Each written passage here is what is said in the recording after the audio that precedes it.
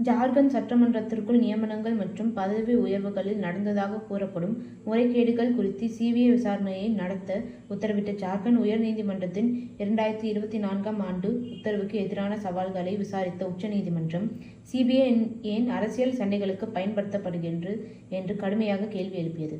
தலைமை நீதிபதி பி.ஆர். கவாய் மற்றும் நீதிபதி கே. வினோத் சந்திரன் ஆகியோர் அடங்கிய அமர்வு சிபிஐயின் முதற்கட்ட விசாரணையை நடத்துவதற்கான கோரிக்கையை அனுமதிக்க மறுத்ததால் டாஸ்மாக் மற்றும் முடா வழக்குகளில் முந்தைய அவதானிப்புகளைப் போலவே அரசியல் ரீதியாக முக்கியமான விஷயங்களை ஏஜென்சியின் ஈடுபாடு முறையை விமர்சிக்க தலைமை நீதிபதி கவாய் தூண்டினார்.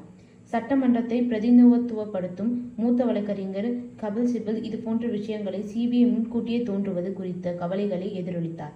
அதே நேரத்தில் எஸ்ஐஜி எஸ்.வி. ராஜு அந்த நிறுவனத்தின் இருப்பை ஆதரித்தார். சட்டவிரோத நியமனங்கள் குறித்து உத்தரவுகளை அமல்படுத்த கோரி ஜார்க்கண்ட் உயர்நீதிமன்றத்தில் தாக்கல் செய்யப்பட்ட ஒரு பொதுநல மனுவில் இருந்து இந்த வழக்கு எழுகிறது. இது உயர் பதவியில் உள்ள மாநில அதிகாரிகளின் ஈடுபாடை காரணம் காட்டி விசாரணையை சிபிஐயிடம் ஒப்படைக்க உயர்நீதிமன்றம் வழிவகுத்தது.